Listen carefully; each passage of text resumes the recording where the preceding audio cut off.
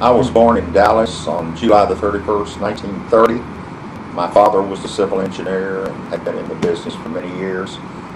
I attended the Highland Park Public Schools, went to Texas A&M, graduated in 1951 with the BSCE, went in the service, worked for the Highway Department a little bit, and came back and got a Master's of Science in Civil Engineering in January of 1956.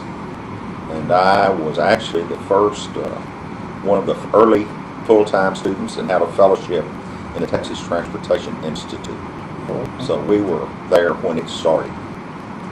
When you were in school, was there any particular professor or teacher that kind of stood out in your mind that encouraged you or kind of mentored you? Well, I had three that I was very fond of. Dr. Saul Wright was head of the department. He was a great guy and really good to me. And then we had Spencer Buchanan. Yeah. Spencer was very outstanding in the soils field. In those days it was soil mechanics. Yeah. And then I guess the engineer that I would say is the smartest engineers I've ever known was Fred Benson. Yeah. And Dr. Benson is an honorary member of ASCE. Yeah. He never was head of the department at A&M, but he went to dean, and then he was vice chancellor at A&M for the Texas A&M system. Yeah. And I became very, very good friends with him. Yeah. And he was awfully good to me. I spent a year in the 40th Infantry Division during the Korean War in Korea.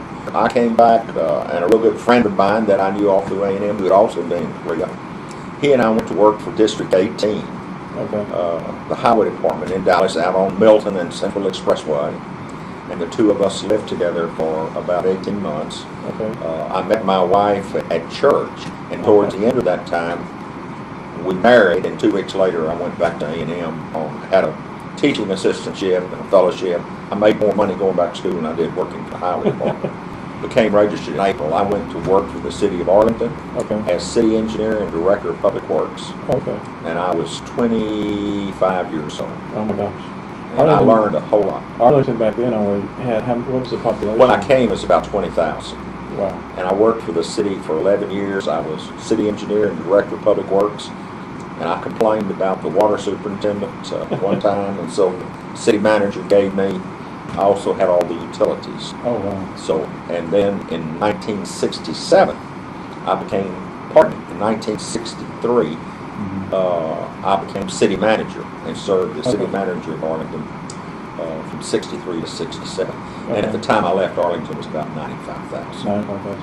I was really involved with the student chapter when I was an undergraduate. Okay. But I had other things on my mind when I had just married. And we lived in an apartment a little bit off campus. And How big was, now, A&M allowed women to enroll there in the early 60s, I believe. I think 1963. 63, okay. My father never got over it. He died in 1966, and he just couldn't handle it. No. Did, well, College Station must have been a lot smaller than Oh, yeah, sure. It was, I can remember as a child going to a Texas section meeting in College Station with my father in the late 50s, and it was pretty small. Sure, it was even small then, He was a wonderful, wonderful teacher. Yeah. And then it's interesting, Wendell Netterman, Wendell and I are very good friends, and Wendell got his degree from Iowa State, came to A&M, got his master's, and met Betty, was the daughter of the head of the physics department. They married, and Wendell was a young instructor whom I knew. I did not have him, but I knew him, and then he went back to Iowa State and got his PhD. Now he came down here to UT Arlington. Came from A&M up to UT Arlington. And then he became, I think, president. He was president for 18, 20 years, something like that. He was the longest serving tenured president in the UT system. Yeah, he signed one of my diplomas. I saw. And he's, I never had him, but from what I hear, and I don't doubt this, Fred Benson, forget him as an administrator. He was a great teacher. Everything I hear about Wendell, he was a great teacher. And he told me not long ago that you can have this administrative stuff, that what he really enjoyed was teaching what we used to call strength of materials. And he Even after he retired as president, for many years he taught one section a semester in strength. Materials. Well, now you started Schrickel Rollins in 1967. 1967, and y'all's primary focus was general civil and parks. We were very similar to Carter and Burgess. John Burgess was a civil engineer. Gene Carter was a landscape architect. Okay. So, were there any brothers besides you that were civil engineers? Yeah, the older one was a civil Andy. engineer. Andy was a civil. I was a civil. The middle one was a business major. Now, even going further, my wife and I have 2 children. We've been married 55 years. We have 2 children. My daughter was born in 1960. I'm not going to say how old she was. Was born in 1960. She has a civil engineering degree from Texas A&M and is a registered professional engineer.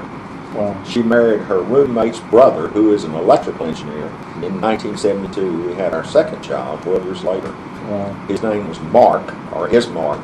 He has a civil engineering degree from Texas A&M. He graduated in 1994. We done the Mix Master, the big job in Fort Worth, the relocation of I-35 and I-30. There were 7 sections of it. We did 2 of them. Wow. This project out here in Arlington now, they call it the 3 Bridges project. Yeah. $160 million or something like that. We did that. Half of that is a joint venture. Okay. So we did some highway department work. We do a whole lot of municipal work. When we hire a young engineer, the profitable thing for us to do would to put him in a place and make him a drainage engineer, or let him design. So we try and give our young people, and it's not economically the most advantageous for us, we try to give them real very experience. And we kick them out in the field. By that I mean we make them go look. We don't make them.